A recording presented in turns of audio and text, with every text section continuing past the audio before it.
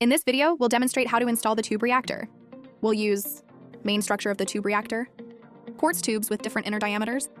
They are 8, 10, 12, and 16 millimeters in diameter, and the corresponding graphite plugs and adapters.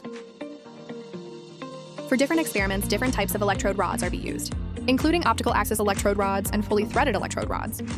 If it is a non-conductive sample, half-wrapped and fully wrapped graphite paper quartz tubes and spring pads will be used. First, we will demonstrate 8mm quartz tube for conductive sample sintering. Take out the optical axis electrode rod first.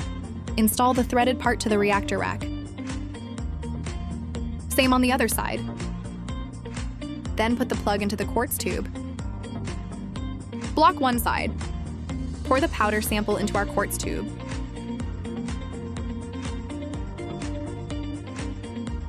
Plug in another graphite plug. Adjust the travel of the tube reactor frame to the maximum. Then insert one end of the quartz tube. Gently support the other end and adjust the travel knob. Put the other end of the quartz tube onto the electrode rod. Warm reminder, resistance detection is required before the experiment. By dynamically adjusting the travel knob, keep the resistance around 1 ohm. Next, when the sample amount is large, select the larger quartz tube for installation. At this time, you need to use fully threaded electrode rod. Install it on the main body of the reactor rack. Same on the other side. Let's take a 16mm quartz tube as an example. First, install the adapter on the threaded electrode rod.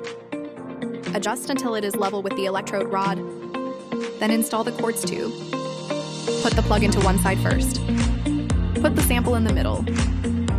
Then put another plug in. Adjust the travel knob.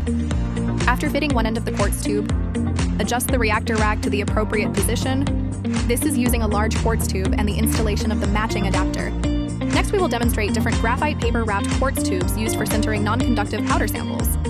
What you see now is half-wrapped graphite paper quartz tubes. What you see now is a fully wrapped graphite paper quartz tube. Next, we'll demonstrate the installation of the graphite paper wrapped quartz tube for sintering non-conductive samples. We'll use half-wrapped graphite paper quartz tube or fully wrapped graphite paper quartz tube. Spring pads, graphite plugs, and non-conductive powder samples. First, take half-wrapped graphite paper quartz tube as an example. Cover one end of the quartz tube and insert the graphite plug into the other end. Pour in the non-conductive powder sample. Put in another graphite plug. Lay the sample evenly on the graphite paper, then put it on the tube reactor rack. Adjust the travel knob. During adjustment, gently shake to help distribute the sample evenly. After adjusting the quartz tube to the appropriate position, install spring pads. First, lift the half-wrapped graphite paper quartz tube. Ensure that the graphite paper section inside the quartz tube is in close contact with the electrode rod, and then put in the spring pad. The other side is the same as shown. The installation of the half-wrapped graphite paper quartz tube is now complete. Finally, we demonstrate installation of the fully wrapped graphite paper quartz tube. The method is the same as half-wrapped graphite paper quartz tubes. The reason for choosing the fully wrapped graphite paper quartz tube is that it allows the sample inside to be heated more evenly.